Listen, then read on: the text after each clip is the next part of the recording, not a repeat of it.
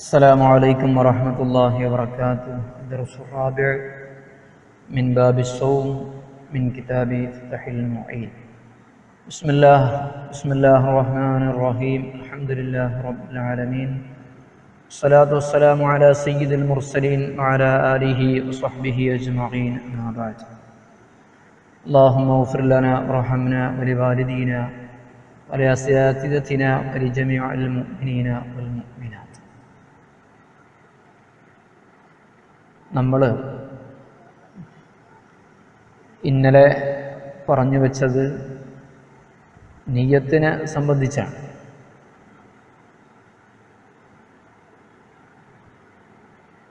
ഓരോ ദിവസവും പ്രത്യേകം നിയ്യത്ത് വെക്കണം എന്നാണ് ശാഫിഈ മദ്ഹബ് എന്നും, ഫർള് നോമ്പിനാകുമ്പോൾ അത് സുബ്ഹ് ബാങ്ക് കൊടുക്കുന്നതിന് മുമ്പ് തന്നെ നിയ്യത്ത് ചെയ്യണമെന്നും നമ്മൾ പറഞ്ഞു അല്ലേ? ഇനി നിയ്യത്തിൻ്റെ വിഷയത്തിൽ ഒരു സംശയമല്ല ആവശ്യം, ഉറപ്പാണ്. നാളെ റമദാനാണെങ്കിൽ ഞാൻ നോമ്പ് നോക്കാൻ കരുതി എന്ന് പറഞ്ഞാൽ റമദാൻ ശരിയാവില്ല, തെളിവില്ലാതെയാണ് അങ്ങനെ പറഞ്ഞതെങ്കിൽ. കാരണം നിയ്യത്തിൽ ഉറപ്പ് ആവശ്യമാണ്. അപ്പം നിയ്യത്തിൻ്റെ വിഷയത്തിൽ സംശയമുണ്ടാകുന്ന പല മസ്അലകളും ഉണ്ടാകും. അതിൽ ചിലത് സഹിയാകുന്നതുണ്ട്, ചിലത് സഹിയാകാത്തതും ഉണ്ട്. ഇന്ന് ഇവിടെ പറയുന്നത്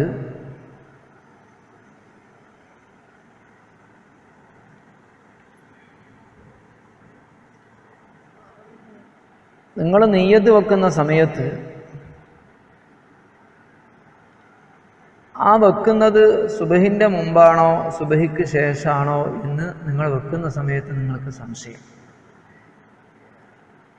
നിയ്യത്ത് വെച്ചുകൊണ്ടിരിക്കുകയാണ്, അപ്പം സംശയം സുബഹി ആയിട്ടുണ്ടോ സുബഹി ആയിട്ടില്ലേ എന്ന് സംശയം. ആ നിയ്യത്തിനൊരു ഉറപ്പില്ലാത്തത് കൊണ്ട് ആ നിയ്യത്ത് സ്വഹീഹ് അല്ല. ഖാല ശൈഖുനാ, നിയ്യത്തിൻ്റെ സമയത്തുള്ള സംശയത്തിൻ്റെ അവസ്ഥ ആണ് ഈ പറഞ്ഞത്. ഇനി നിയ്യത്ത് വെച്ച് കഴിഞ്ഞതിന് ശേഷം സംശയിച്ചു, നിയ്യത്ത് വെച്ചു ആ നേരത്തെ സംശയമൊന്നുമില്ല, നിയ്യത്ത് വെച്ച് കഴിഞ്ഞതിന് ശേഷം സംശയിക്കുകയാണ്, നിയ്യത്ത് വെക്കുന്ന സമയത്ത് സുബഹ് ആയിട്ടുണ്ടായിരുന്നാവോ ഇല്ലേ ആവോ, ആ സംശയത്തിന് പ്രസക്തിയില്ല. നിയ്യത്തിൻ്റെ സമയത്ത് തന്നെ സംശയിക്കുകയാണെങ്കിൽ നോമ്പ് സ്വഹിയല്ല, നിയ്യത്ത് സ്വഹിയല്ല. നിയ്യത്ത് വെച്ച് കഴിഞ്ഞതിന് ശേഷമാണ് സംശയം.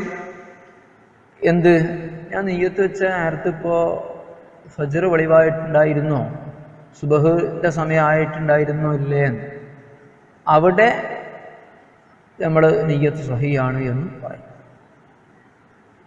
ഇതിന് ഒരു മാനദണ്ഡമാണ് നമ്മളെ ഫുഖഹാവിനുള്ളത്. ഫുഖഹാവിൻ്റെ അടുക്കലൊക്കെ അംഗീകരിക്കപ്പെട്ട ഒരു മാനദണ്ഡം അസ്ലിലേക്ക് നോക്കുക എന്നുള്ളത്. ഏത് സംഭവത്തിലും അസ്ല് അതിൻ്റെ ഏറ്റവും അടുത്ത സമയത്തെ കൊണ്ട് കണക്കാക്കുക എന്നുള്ളതാണ്. ദൂരമുള്ള സമയത്തേക്കല്ല നോക്കേണ്ടത്, അകലെയുള്ള സമയത്തേക്കല്ല നോക്കേണ്ടത്. ഇത് അറിയപ്പെട്ട ഒരു ഉസൂൽ ഫിഖ്ഹിൻ്റെ നിയമമാണ്. ആ നിയമം ഇൻഷാ അല്ലാഹ് ഞാൻ വിശദീകരിക്കാം. ഇതിനു മുമ്പ് നമുക്ക് മസ്അല പറയാം. ഖാല ശൈഖുന, അപ്പോൾ ഒന്നുകൂടെ ചുരുക്കി പറയാം. നിയ്യത്തിൻ്റെ സമയത്ത് സംശയിച്ചുകൊണ്ടാണ് നിയ്യത്ത് ചെയ്തതെങ്കിൽ, സുബൈൻ സമയമായിട്ടുണ്ടോ ഇല്ലേ എന്ന് സംശയിച്ചുകൊണ്ടാണ് നിയ്യത്ത് ചെയ്തതെങ്കിൽ നിയ്യത്ത് സഹിയല്ല, ആ നോമ്പ് നഷ്ടപ്പെട്ടു, പിന്നീട് ഖളാ വീട്ടേണ്ടി വരും. നിയ്യത്ത് വെച്ച് കഴിഞ്ഞതിന് ശേഷം 5 മിനിറ്റ് കഴിഞ്ഞിട്ടാണ് സംശയം. ആ നിയ്യത്ത് ചെയ്ത സമയത്ത് സുബഹിൻ്റെ സമയമായിട്ടുണ്ടായിരുന്നാവോ ഇല്ലേ എന്നാണെങ്കിൽ അവിടെ നമ്മൾ അസ്ലിലേക്ക് മടങ്ങിയിട്ട് എന്ത് പറയും? ഇല്ല, കുഴപ്പമില്ല, സുബഹിൻ്റെ മുമ്പ് തന്നെ നിയ്യത്ത് വെച്ചിട്ടുണ്ട് എന്ന് നമ്മൾ വെക്കും. കാരണം അതാണ് അസ്ല്.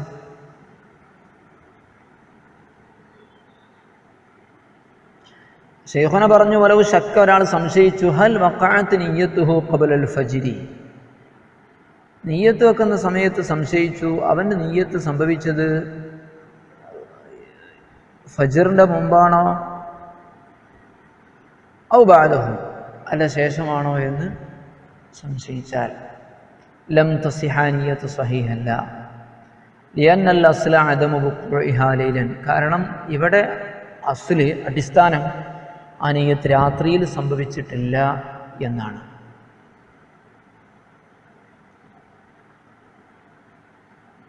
രാത്രിയിൽ ആ നിയ്യത്ത് സംഭവിച്ചിട്ടില്ല, ഫജറിൻ്റെ മുമ്പ് സംഭവിച്ചിട്ടില്ല, ഫജറിൻ്റെ ശേഷം സംഭവിച്ചു എന്നതാണ് അസ്ല്. മാത്രമല്ല നിയ്യത്തിൽ ഉറപ്പില്ല എന്നുള്ള അടുത്ത കാരണം. എൻ്റെ കാരണമാണ് അസ്ല് നിയ്യത്ത് രാത്രി സംഭവിച്ചിട്ടില്ല, ഫജറിന് ശേഷം സംഭവിച്ചു എന്നുള്ളതാണ്. ഫജറിൻ്റെ ശേഷവും ഫജറിൻ്റെ മുമ്പും എന്ന് വെക്കുമ്പോൾ അവിടെ അഖറബേദ ഫജറിൻ്റെ ശേഷം എന്നതല്ലേ.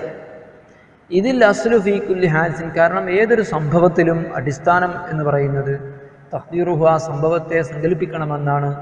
ബി അഖ്റബി സമനിൻ അടുത്ത സമയം കൊണ്ട് സങ്കല്പിക്കണം. ഒരു സംഭവം ഇതിൻ്റെ തൊട്ടടുത്ത് ഉള്ള അവസ്ഥയ്ക്കും ചേർക്കാം, അതിൻ്റെ മുമ്പുള്ള അവസ്ഥയ്ക്കും ചേർക്കാമെങ്കിൽ അഖ്റബ് സമനിലേക്കും ചേർക്കാം. അഖ്റബ് സമൻ ഏതാ?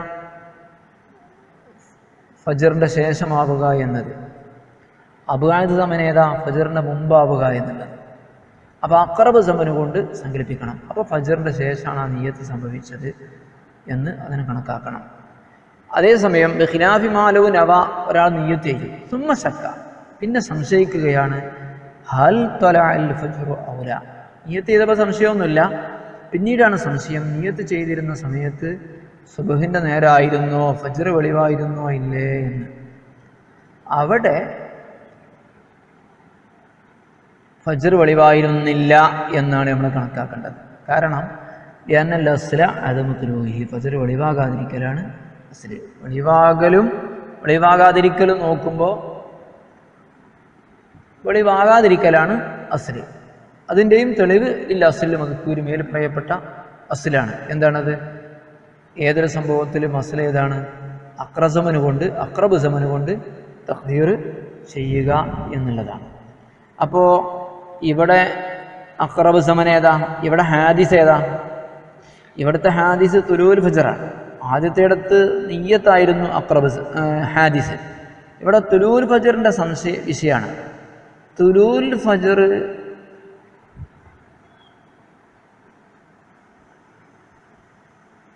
വിഷയത്തിൽ സംശയിക്കുമ്പോൾ അവിടെ ഏതാണ് അസ്ല്? നിയ്യത്തിൻ്റെ ശേഷമാണ് സൂര്യൻ ഉദിച്ചത് എന്നാണ്. നിയ്യത്തിൻ്റെ നേരത്ത് സൂര്യൻ ഉദിച്ചിരുന്നോ അല്ല നിയ്യത്ത് കഴിഞ്ഞിട്ടാണോ സൂര്യൻ ഉദിച്ചത് എന്നാണ്. നമ്മളിവിടെ പറയുന്നത് നിയ്യത്ത് കഴിഞ്ഞിട്ടാണ് എന്തായിട്ടുള്ളത് സൂര്യൻ ഉദിച്ചത് എന്നാണ്. അതാണ് ഏറ്റവും അഖ്റബ് സമൻ. ഇതിന് പണ്ഡിതന്മാർ പറയുന്ന കുറച്ച് ഉദാഹരണങ്ങളുണ്ട്. ഇപ്പോൾ ഞാൻ നിങ്ങൾക്ക് ഒരു മൊബൈൽ വിറ്റിട്ട് നിങ്ങളെ കയ്യിൽ അത് കിട്ടി. അതിലൊരു ഐബ് ആ മൊബൈലിൻ്റെ സ്ക്രീന് പോയിട്ടുണ്ട്, നിങ്ങളെ കയ്യിലല്ല. അപ്പോൾ നിങ്ങൾ വാദിക്കുകയാണ് ആ പ്രശ്നം സംഭവിച്ചിട്ടുള്ളത്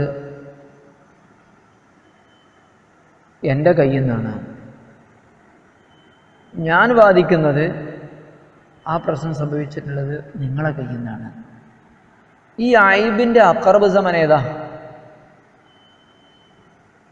നിങ്ങളുടെ അടുത്ത് നിന്നാവലാണോ അല്ല എൻ്റെ കയ്യിൽ നിന്നാവലാണോ? വ്യക്തമല്ലേ? നിങ്ങളെ കയ്യിൽ നിന്നാണ് എന്നുള്ളതാണ് അസ്ലി. അല്ലെങ്കിൽ അതിന് മുമ്പേ ഉള്ളതാണ് എന്ന് നിങ്ങൾക്ക് സ്ഥിരപ്പെടുത്താൻ തെളിവ് വേണം.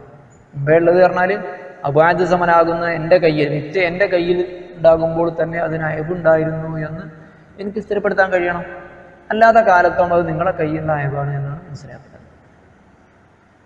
വേറെ അവിടെ പണ്ഡിതന്മാർ ആ വിഷയം പറയുന്നുണ്ട്.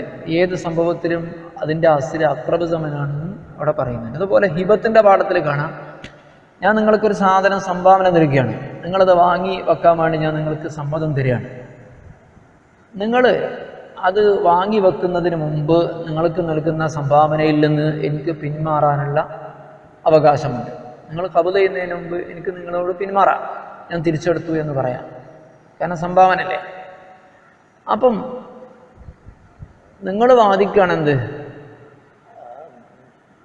ഞാൻ അത് ഖബ്ദ് ചെയ്തതിന് ശേഷമാണ് എന്തായത് നിങ്ങൾ പിന്മാറിയിട്ടുള്ളത്.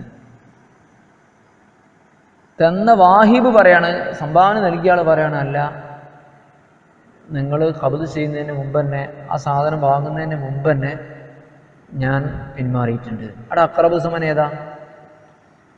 ഖബ്ദിൻ്റെ ശേഷമാണ് പിന്മാറിയത് എന്നല്ലേ. അപ്പം സംഭാവന സ്വീകരിച്ച ആളുടെ ഭാഗത്തെയാണ് എന്താകുക, സ്വീകരിക്കപ്പെടുക. ഇതൊക്കെയാണ് പേരുള്ള മസല. നമ്മുടെ സുയൂത്ത് ഇമാമിൻ്റെ അൽ-അശ്ബാഹു വന്നദാഹിർ പോലെയുള്ള ഉസൂല് വിഷയം ഖവായിദുകൾ പറയുന്ന സുരു നല്ല ഖായിദ എന്നതിന് പറയാം. ഈ ഖായിദ പറയുന്ന കിതാബുകളിലൊക്കെ വിഷയം പറഞ്ഞിട്ടുണ്ട്. ഇൻതഹ ശേഖന പറഞ്ഞത് തീർന്നു.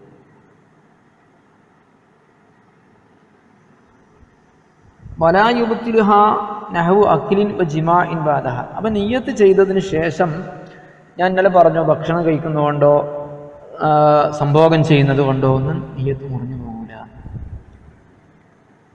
ഞാൻ നിയ്യത്ത് മുറിച്ചു, ഞാൻ നാളെ നോമ്പ് വിൽക്കണില്ല എന്നൊരു തീരുമാനം എടുത്താൽ മാത്രമേ പിന്നെ ആ നിയ്യത്ത് മുറിഞ്ഞു പോവുകയുള്ളൂ.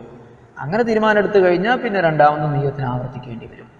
തറാവീഹ് കഴിഞ്ഞിട്ട് നിയ്യത്ത് വെച്ചാൽ പിന്നെ അതിനുശേഷം അത്താഴം കഴിച്ചുകൊണ്ട് നിയ്യത്ത് പുതുക്കണമെന്നൊന്നുമില്ല.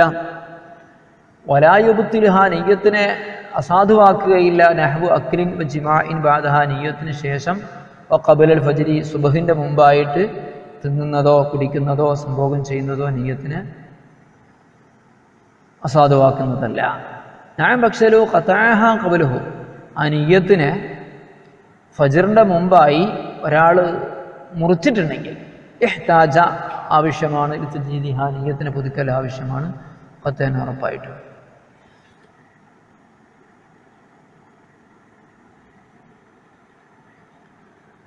നിയ്യത്തിൽ ആവശ്യമായിട്ടുള്ള മറ്റൊരു കാര്യമാണ് തഅയീൻ എന്ന് പറയുന്നത്. തഅയീൻ എന്ന് പറഞ്ഞാൽ നിയ്യത്തിന് ഏത് നോമ്പാണ് എന്ന് നിർണ്ണയിക്കണം. ഞാൻ നാളെ നോമ്പ് വിൽക്കുക എന്ന് പറഞ്ഞുകൊണ്ട് നോമ്പുണ്ടാവില്ല. ഏത് നോമ്പാണ് എന്ന് അതിൻ്റെ വർഗം കൊണ്ട് നിർണ്ണയിച്ചിരിക്കണം.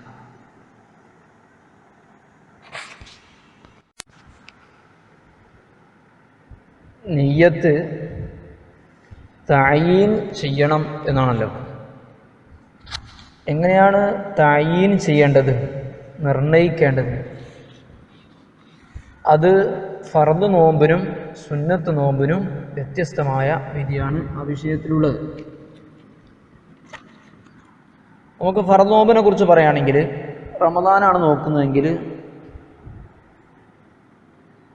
റമദാനിനെ തൊട്ട് ഞാൻ നോമ്പ് നോൽക്കാൻ കരുതി എന്ന് നിയ്യത്ത് ചെയ്താൽ മതി.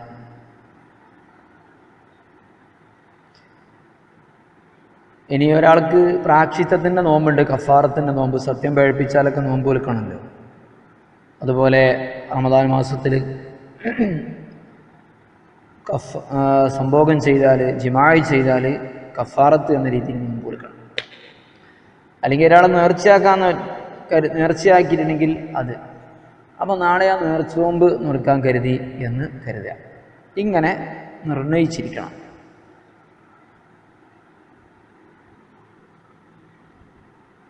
സുന്നത്ത് നോമ്പിലാണ് പറയുന്നത് ഞാൻ നാളെ നോമ്പ് വിൽക്കാൻ കരുതി എന്ന് മാത്രം മതിയെന്ന്, മറ്റത് പോരാ. ഇവിടെ കുറച്ച് കാര്യങ്ങൾ കൂട്ടി പറയാനുണ്ട്. ഒന്ന്, നേർച്ച നോമ്പും കഫാറത്തിൻ്റെയൊക്കെ നോമ്പാകുമ്പോൾ അതിൻ്റെ കാരണം പറയണമെന്ന്.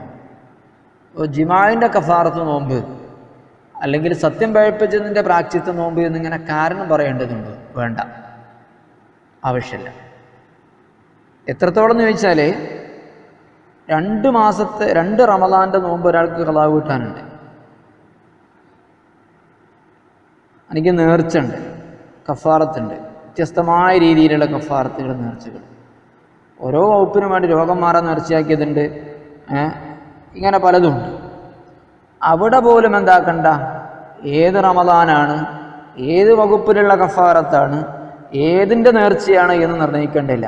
നാളെ ഞാൻ നേർച്ചവും പോൽക്കാൻ കരുതി, നാളെ ഞാൻ കഫാറത്തിൻ്റെ നോമ്പ് കരുതി എന്ന് പറഞ്ഞാൽ തന്നെ അവന് ബാധ്യതപ്പെട്ട ആ നോമ്പിലേക്ക്, ബാധ്യതയിലേക്ക് ആ നിയ്യത്ത് തിരിഞ്ഞു പോകും. അപ്പം ജിൻസ് നിർണയിച്ചാൽ മതി, നൗഅ് നിർണയിക്കണ്ട എന്നാണ് അതിന് പറയാം. ഏത് വിഭാഗത്തിൽപ്പെട്ടതാണെന്ന് പറഞ്ഞാൽ മതി, അതിൻ്റെ ഉപവിഭാഗം പറയേണ്ടതില്ല, അതിൻ്റെ കാരണം പറയേണ്ടതില്ല. വതഈനുൽ മൻവിയ്യിൻ,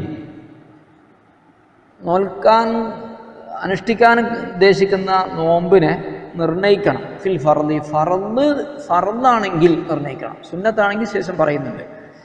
റമളാനിനോ നേർച്ച കഫാറത്ത്, അതെങ്ങനെ ബിയാൻ യൻവിയ കുല്ല ലൈലത്തിൻ, എല്ലാ രാത്രിയിലും അവൻ കരുതുക എന്ത്, അന്നഹു സ്വായിമുൻ ഖദൻ അൻ റമളാൻ, നാളെ റമളാനിനെ തൊട്ട് ഞാൻ നോമ്പ് ഒലിക്കുകയാണ്, ഞാൻ നാളെ റമളാനിൻ്റെ പേരിലുള്ള നോമ്പ് ഒലിക്കുകയാണ്, നാളെ റമളാൻ നോമ്പ് ഒലിക്കുകയാണ് എന്നിങ്ങനെ കരുതണം. അല്ലെങ്കിൽ അവനെതിരെ നേർച്ച നോമ്പാണ്, നാളെ കഫാറത്തിൻ്റെ നോമ്പ് ഒലിക്കുകയാണ് എന്നിങ്ങനെ കരുതണം. വഇല്ലം യുഅയ്യിൻ സബബഹ, ഈ കഫാറത്തിൻ്റെ കാരണങ്ങളെ നിർണയിച്ചിട്ടില്ലെങ്കിലും കുഴപ്പമില്ല. അപ്പം പിന്നെ നാളെ ഞാൻ ഫർദ് ഒലിക്കാൻ കരുതി എന്ന് പറഞ്ഞാൽ മതിയോ? പോരാ. അല്ലെങ്കിൽ നിങ്ങൾ നിയ്യത്ത് ചെയ്തത് നാളത്തെ ദിവസത്തിൻ്റെ ഫർദ് നോൽക്കാൻ കരുതി, സമയത്തിൻ്റെ ഫർദ് നോൽക്കാൻ കരുതി, സമയത്തിൻ്റെ ഫർദ് നോമ്പ് കരുതി എന്നൊന്നും പറഞ്ഞാൽ മതിയാവില്ല. അതുകൊണ്ട് ഇപ്പം നിർണയം വരില്ലല്ലോ റമദാനാണോ അല്ലേ എന്നുള്ളത്. സമയത്തിൻ്റെ ഫർദ് എന്തൊക്കെയുണ്ട്, നേർച്ചുണ്ട്, കഫാറത്തുണ്ട്, റമദാനൊക്കെ ഉണ്ടല്ലോ. അപ്പോൾ അത് നിർണ്ണയിക്കണം, ജിൻസ് നിർണ്ണയിക്കണം. ഫലോ നവ സൗമ അൻ ഫർദിഹി, ഫർദ് നോമ്പ് എന്ന് കരുതി അല്ലെങ്കിൽ സമയത്തിൻ്റെ ഫർദ് എന്ന് കരുതി ലം യക്ഫി, പോരാ. നഅം, പക്ഷേ മൻ അലൈഹി ഖളാഉ റമളാനൈൻ, ഒരു 2 റമളാനിലെ നോമ്പ് ഒരാൾക്ക് ഖളാ വീട്ടാൻ ഉണ്ടെങ്കിൽ, ഔ നദറുൻ ഔ കഫാറത്തുൻ മിൻ ജിഹാത്തിൻ മുഖ്തലിഫ, വ്യത്യസ്തമായ കാരണങ്ങളെ കൊണ്ട് കുറേ നേർച്ച നോമ്പുകളും കഫാറത്ത് നോമ്പുകളും ഉണ്ടെങ്കിൽ ലം യശ്തറത്തി തഅയ്യിനു, ഏത് വർഷമാണ്, ഏത് റമളാനാണ്, ഏത് കഫാറത്താണ്, ഏത് നേർച്ചയാണ് എന്ന് നിർണ്ണയിക്കൽ ഷർത്തില്ല. കാരണം കഫാറത്ത് എന്ന വർഗം ഒന്നാണല്ലോ, 2 റമളാനാണെങ്കിലും ഒക്കെ റമളാനാണല്ലോ എന്നതാണ്. പിന്നെ നമ്മൾ ഇന്നലെ പറഞ്ഞ പാഠത്തിലേക്ക് തിരിച്ചു പോവുകയാണ്. ഫർദ് നോമ്പിൽ സുരിത്തലി ഫർദിഹി തബീത്തുൻ, ഫർദ് നോമ്പിൽ രാത്രി നിയ്യത്ത് വെക്കണം എന്ന് പറഞ്ഞു. ഫർദ് നോമ്പിൽ എന്ന് പറയുമ്പോൾ ഏത് പുറത്തു പോയിട്ടുണ്ട്? സുന്നത്ത് നോമ്പ് പുറത്തു പോയിട്ടുണ്ട്. വഹ്തുരിസ ബിസ്തിറാത്തി തബീത്ത് ഫിൽ ഫർദി അൻ-നഫൽ, ഫർദിൽ രാത്രി നിയ്യത്ത് വെക്കണം എന്ന നിബന്ധനയോട് സുന്നത്ത് നോമ്പിനത് വേണ്ട എന്ന് കിട്ടി. ഫതസിഹു ഫീഹി വലൗ മുവഖ്ഖതൻ അൻ-നിയ്യതു ഖബ്ല അസ്-സവാൽ, സുന്നത്ത് നോമ്പിനെ സംബന്ധിച്ചിടത്തോളം അത് പ്രത്യേകമായ സമയത്ത് നിർണയിക്കപ്പെട്ട സുന്നത്ത് നോമ്പാണ്. അറഫ, തിങ്കൾ, വ്യാഴം എന്നൊക്കെ പറയുന്ന നിയ്യത്താണെങ്കിൽ പോലും, നോമ്പാണെങ്കിൽ പോലും അത് ഉച്ചയ്ക്ക് മുമ്പ് നിയ്യത്ത് ചെയ്താൽ മതി. ഉച്ചയ്ക്ക് മുമ്പ് നിയ്യത്ത് ചെയ്താൽ മതി. പക്ഷെ എന്താക്കരുത്, ഉച്ചവരെ നോമ്പുകാരനെ പോലെ അയാൾ കഴിഞ്ഞവനായിരിക്കണം. എന്തുണ്ടാവരുത്, ഭക്ഷണം കഴിക്കരുത്, അങ്ങനെയുള്ള കാര്യങ്ങൾ, നോമ്പുറിക്കുന്ന കാര്യങ്ങളൊന്നും അയാൾ ഉണ്ടാവരുത് എന്നുള്ളതാണ്.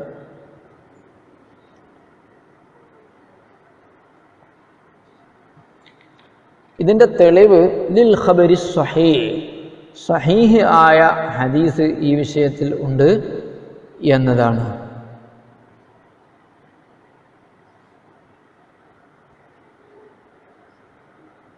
ആയിഷ റളിയല്ലാഹു തആല അൻഹ പറയുന്നുണ്ട്, അള്ളാഹുവിൻ്റെ റസൂൽ സല്ലല്ലാഹു അലൈഹി വസല്ലം ഒരു ദിവസം എൻ്റെ അടുത്തേക്ക് കടന്നു വന്നു. നബി ചോദിച്ചു, അല്ല വല്ലതുണ്ടോ കഴിക്കാൻ? ഞാൻ പറഞ്ഞു ഇല്ല. നബി പറഞ്ഞു, എന്നാൽ ഞാൻ നോമ്പുകാരനാണ്. വേറൊരു ദിവസം അള്ളാഹുവിൻ്റെ റസൂൽ കടന്നു വന്നപ്പോൾ ചോദിച്ചു, വല്ലതുണ്ടോ?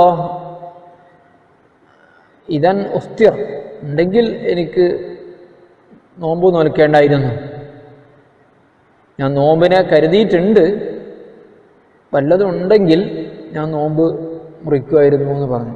ഇതേമാതിരി ഉമ്മു സലമ ബീവിയുടെ അടുക്കൽ ചെന്ന സംഭവമുണ്ട്. നിങ്ങൾക്ക് പ്രഭാത ഭക്ഷണം ഉണ്ടോ എന്ന് ചോദിച്ചു നബി തങ്ങൾ. അപ്പോൾ പ്രഭാത ഭക്ഷണം ഉണ്ടോ എന്ന് ചോദിച്ചത് നമുക്ക് മനസ്സിലാവുന്ന ഉച്ചയ്ക്ക് മുമ്പേ ഈ നോമ്പ് തുടരണോ മുറിക്കണോ എന്നൊക്കെ തീരുമാനിക്കാൻ പറ്റുള്ളൂ എന്ന് ആ ഹദീസ് നമുക്ക് മനസ്സിലായി.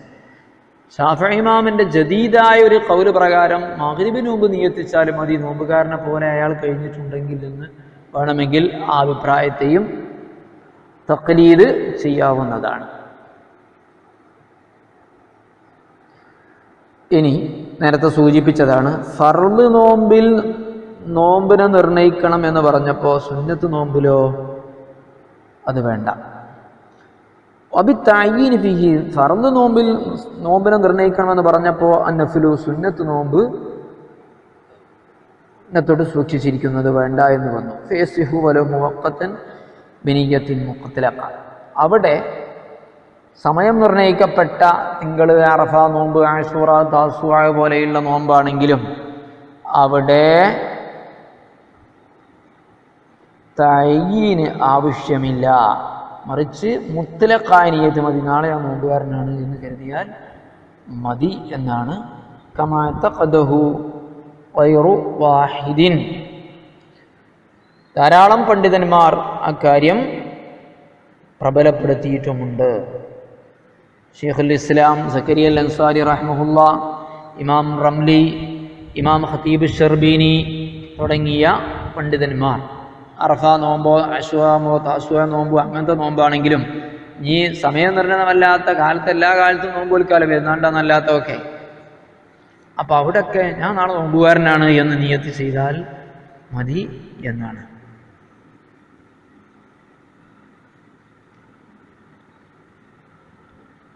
ഈ വിഷയത്തിൽ ഒരല്പം വിശദീകരണം ആവശ്യം. നമുക്കത് അടുത്ത ക്ലാസ്സിലേ പറയാൻ കഴിയുള്ളൂ എന്ന് തോന്നുന്നുണ്ട്.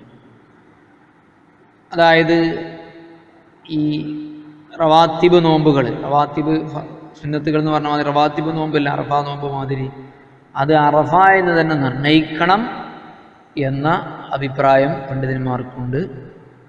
അതുപോലെ ഈ നോമ്പിൻ്റെ കൂടെ വേറെ നോമ്പ് കരുതാൻ പറ്റുമോ പറ്റൂലേ എന്നതും ഒരു ചർച്ചാ വിഷയമാണ്. അതുപോലെ നാളത്തെ നോമ്പ് എന്ന് വേണോ, അതും ചർച്ചയുണ്ട്. ഫർള് നോമ്പ് എന്ന് വേണോ, അതും ചർച്ചയുണ്ട്.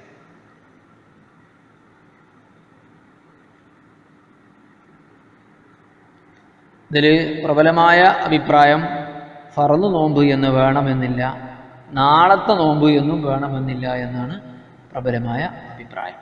ഇൻഷാ അല്ലാഹ് അത് നമുക്ക് അടുത്ത ക്ലാസ്സിൽ വിശദീകരിക്കാവുന്നതാണ്. ഇനി ഏതാനും ചില പൊതു മസലകൾ കൂടെ നമുക്ക് പറയാം.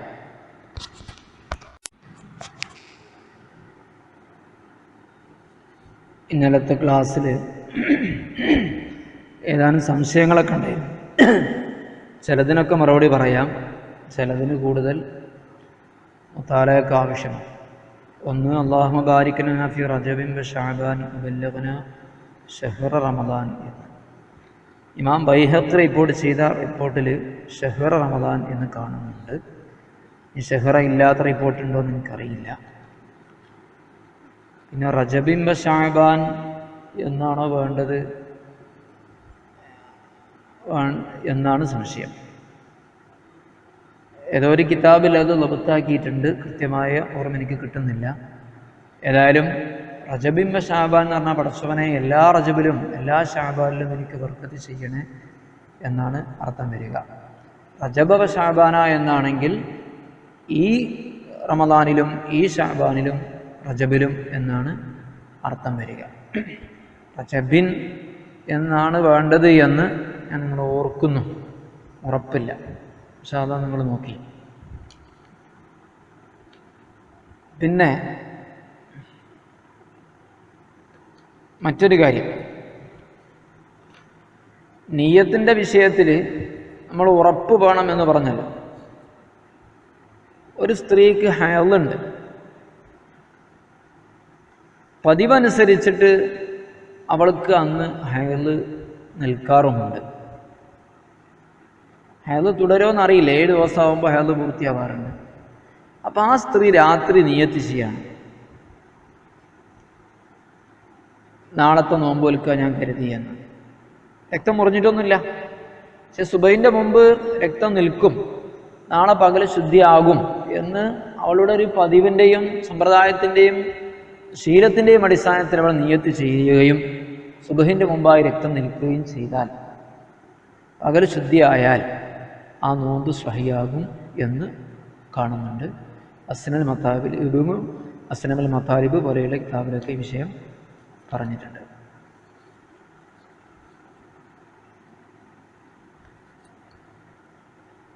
പിന്നെ നിയ്യത്തിൻ്റെ കാര്യത്തിൽ മറ്റ് മദ്ഹബുകളെയൊക്കെ തഖ്ലീദ് ചെയ്യാൻ പറ്റും എന്ന് പറഞ്ഞല്ലോ. എല്ലാ വിഷയത്തിലും നമുക്ക് മറ്റുള്ള മദ്ഹബുകളെയൊക്കെ തഖ്ലീദ് ചെയ്യാം. പക്ഷേ മറ്റുള്ള മദ്ഹബുകളെ തഖ്ലീദ് ചെയ്യുമ്പോൾ കുറേ നിബന്ധനകൾ പറഞ്ഞിട്ടുണ്ട്.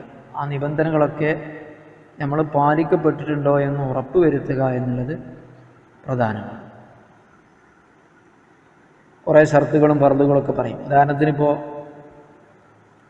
സ്ത്രീകളെ തൊട്ടാൽ വുളു മുറിയില്ല എന്നാണ് ഹനഫി മദ്ഹബ്. അന്യ സ്ത്രീകളെ തൊട്ടാലും ഭാര്യനെ തൊട്ടാലൊന്നും വുളു മുറിയില്ല എന്നാണ്. പക്ഷെ ആ വിഷയത്തിൽ പറയുന്നുണ്ട് അങ്ങനെ തഖ്ലീദ് ചെയ്യാം, തൊട്ടാൽ വുളു മുറിയില്ല എന്നുള്ള മസ്അലെടുക്കാം. പക്ഷേ അബൂ ഹനീഫ ഇമാമിൻ്റെ മദ്ഹബ് അനുസരിച്ച് വുളുവും കൂടി ആയിരിക്കണമെന്ന് പറയുന്നുണ്ട്. എന്താ? ഉദാഹരണത്തിന് തല തടവുമ്പോൾ നമ്മളെ മദ്ഹബിൽ ഒരു മുടി തടയുവാനും മതി, തലയുടെ അല്പഭാഗം തടഞ്ഞാൽ മതി. അബൂ ഹനീഫ ഇമാമിൻ്റെ കാഴ്ചപ്പാടിൽ മദ്ഹബ് അനുസരിച്ച് 4 ഭാഗം തടയണം. നമുക്ക് സുന്നത്താണ്, അദ്ദേഹത്തിലേക്ക് നിർബന്ധമാണ്. അപ്പം അങ്ങനെ വുളു കൊടുക്കണം. അങ്ങനെയുള്ള കുറേ കാര്യങ്ങളൊക്കെ ശ്രദ്ധിച്ചുകൊണ്ട് പണ്ഡിതന്മാരായ ആളുകളോട് ഈ വിഷയത്തിൽ എന്തെങ്കിലുമൊക്കെ ഉണ്ടെങ്കിൽ ചോദിച്ച് മനസ്സിലാക്കി തഖ്ലീദ് ചെയ്യാം. പക്ഷേ ഒരു പുണ്യമെടുക്കാൻ വേണ്ടി തഖ്ലീദ് ചെയ്യുന്നത് പോലെയല്ല, ഒരു പുണ്യമല്ലാത്ത കാര്യം വേണ്ടി തഖ്ലീദ് ചെയ്യുന്നത്. ചെയ്യാൻ പറ്റൂല എന്നല്ല പറയുന്നത്, പറ്റും. നമ്മളിപ്പോൾ നോമ്പ് പരമാവധി കിട്ടാൻ വേണ്ടിയാണല്ലോ തഖ്ലീദ് ചെയ്യുന്നത്. എളുപ്പങ്ങൾ കണ്ടെത്താനും ശറയിൻ്റെ ശാസനകളെ മറികടക്കുക എന്ന ഉദ്ദേശത്തോടു കൂടെയും മദ്ഹബുകൾ മാറിക്കളിക്കുക എന്നുള്ളത് തെറ്റാണ് എന്നാണ് പണ്ഡിതന്മാർ പറഞ്ഞിട്ടുള്ളത്. കാരണം മനുഷ്യൻ മുക്കല്ലഫാണ്. മുക്കല്ലഫായ മനുഷ്യൻ എന്ന് പറയുന്നത് പ്രയാസകരമായ കാര്യങ്ങൾ കൊണ്ട് നിർദ്ദേശിക്കപ്പെട്ടവൻ എന്നാണ് മുക്കല്ലഫിൻ്റെ അർത്ഥം. ഈ പ്രയാസങ്ങൾ എങ്ങനെ പല അഭിപ്രായങ്ങളെ സ്വീകരിച്ചുകൊണ്ട് ലഘൂകരിക്കാം, അങ്ങനെ ഒരു എളുപ്പത്തിലുള്ള കാര്യം ചെയ്യാമെന്ന് ഒരാളങ്ങനെ തേടി നടക്കാൻ പാടില്ല. അതേസമയത്ത് അഭിപ്രായ വ്യത്യാസങ്ങളൊക്കെ ഉമ്മത്തിന് റഹ്മത്താണ്, എളുപ്പത്തിന് വേണ്ടി തന്നെയാണ് എന്നുള്ളത് സത്യവുമാണ്. അപ്പോൾ അങ്ങനത്തെ ഒരു സുഖിക്കുക, സൗകര്യമടിക്കുക എന്നതിലപ്പുറം ആവശ്യവും തൻ്റെ പ്രയാസ ലഘൂകരണവും ഒക്കെ വല്ലാത്ത ബുദ്ധിമുട്ടൊക്കെ വരുമ്പോഴുള്ള ലഘൂകരണ ഉദ്ദേശത്തോടു കൂടെ മദ്ഹബുകൾ തഖ്ലീദ് ചെയ്യുന്നതിന് കുഴപ്പമൊന്നുമില്ല, യാതൊരു തെറ്റില്ല, ചെയ്യാൻ പറ്റുമെന്ന് 4 മദ്ഹബിൻ്റെ ഇമാമുകൾ പറഞ്ഞിട്ടുണ്ട്.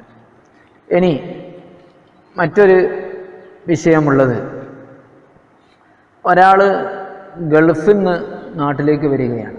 നേരത്തെ മാസപ്പിറവി കണ്ട് നോമ്പ് തുടങ്ങിയ ഗൾഫുകാരൻ 30 ദിവസത്തെ നോമ്പ് അനുഷ്ഠിച്ചുകൊണ്ട് നാട്ടിലേക്ക് വന്നപ്പോൾ പിറ്റേന്ന് കേരളത്തിലെത്തിയിട്ടുണ്ട്.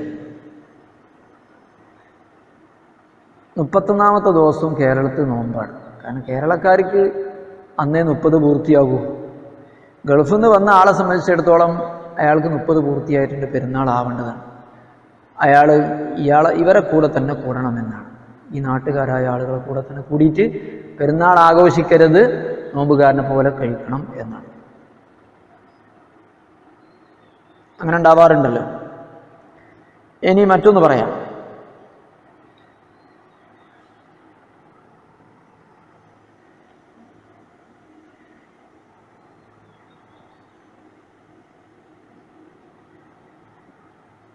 കേരളത്തിൽ നേരത്തെ റമദാൻ തുടങ്ങിയിട്ടുണ്ട്. ഒരു ഉദാഹരണമാണ്,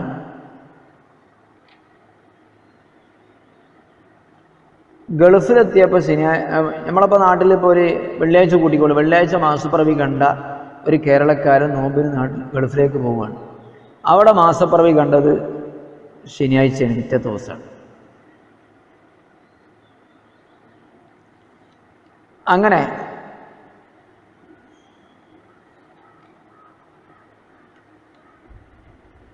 പിന്നെയാണല്ലോ അവർക്ക് നോമ്പ് വരുന്നത്.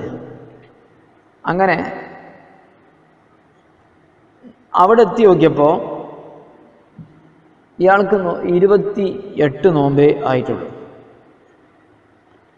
അവർ 29 നോമ്പ് അനുഷ്ഠിച്ചുകൊണ്ട് പെരുന്നാൾ കഴിക്കുകയാണ്. ഇനിയിപ്പോൾ ഉദാഹരണങ്ങളൊക്കെ വിട്ടാളും ഒരു നാട്ടിൽ നിന്ന് വേറെ നാട്ടിലേക്ക് പോയി. ഞാൻ പറഞ്ഞെടുത്ത് ചെറിയൊരു ആശയക്കുഴപ്പമുണ്ട്, അതുകൊണ്ട് ഞാൻ ഉദാഹരണം വിടുകയാണ്. ഇപ്പോൾ ആവർത്തിക്കണ്ടല്ലോ.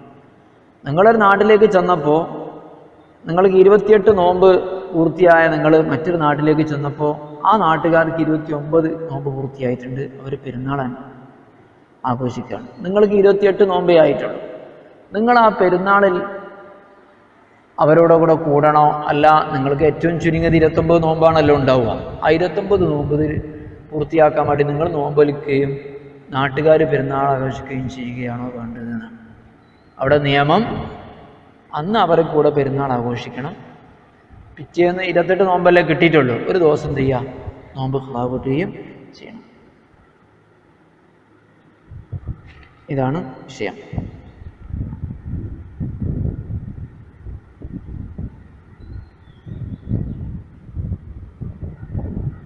അപ്പോൾ ഒരു നോമ്പ് ഖളാ വീട്ടേണ്ടതാണ്. ഇങ്ങനെയുള്ള കുറേ കാര്യങ്ങൾ ഇനിയുണ്ട്. ഇൻഷാ അല്ലാഹ് നമുക്ക് തുടർന്നുള്ള ക്ലാസ്സുകൾ പറയാൻ സമയം വൈകുന്നുണ്ട്. അല്ലാഹു സുബ്ഹാനഹു വ തആല നമുക്കൊക്കെ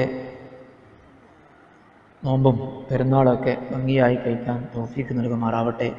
റമദാനിൽ നമുക്ക് പള്ളികൾ ഒരുമിച്ച് കൂടി സുന്നത്ത് നിസ്കാരങ്ങളും ജമാഅത്ത് നിസ്കാരങ്ങളൊന്നും സാധ്യമാകൂല എന്നാണ് ഇപ്പോഴത്തെ അവസ്ഥയിൽ മനസ്സിലാകുന്നത്.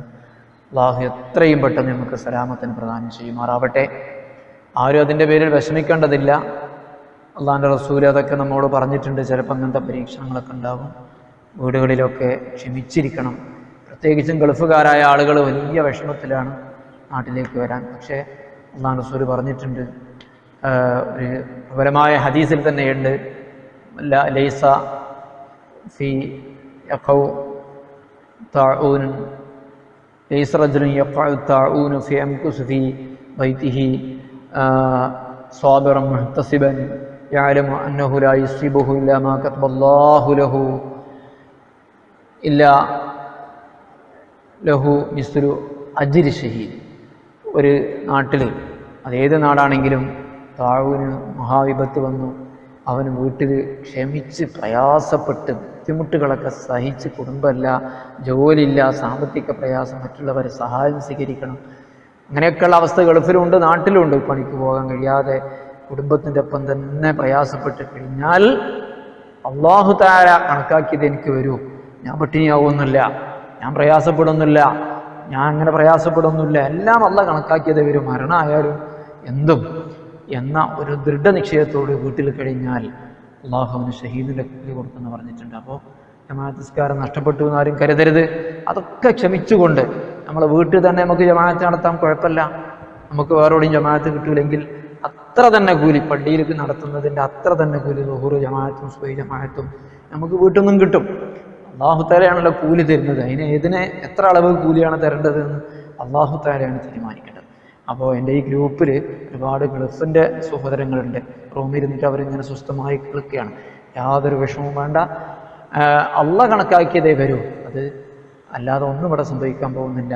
നമ്മുടെ ജോലി നഷ്ടപ്പെടലാണെങ്കിലും, നമ്മുടെ വിസ നഷ്ടപ്പെടലാണെങ്കിലും, സാമ്പത്തിക കാര്യമാണെങ്കിലും ഒക്കെ ആരെങ്കിലും നമുക്ക് നൽകുന്ന സംഭാവന കൊണ്ടാണ് ജീവിക്കുന്നതെങ്കിൽ അത് അള്ളാഹു കണക്കാക്കിയ റിസ്ക്കാണ്. അതുപോലെ നിങ്ങൾക്ക് എത്തിച്ചേരാണെന്നാണ് നമ്മൾ മനസ്സിലാക്കേണ്ടത്. ക്ഷമിച്ചുകൊണ്ട് ഉള്ളവരൊക്കെ ജമാഅത്തായി അകലം പാലിച്ചുകൊണ്ടാണെങ്കിൽ അങ്ങനെ നമസ്കരിക്കുക. അള്ളാഹു തൗഫീഖ് നൽകുമാറാവട്ടെ. അള്ളാഹു നമ്മളൊക്കെ അവൻ്റെ ഇഷ്ടജനങ്ങളിൽ പെടുത്തരുമാറാവട്ടെ. അസ്സലാമു അലൈക്കും വറഹ്മത്തുള്ളാഹി.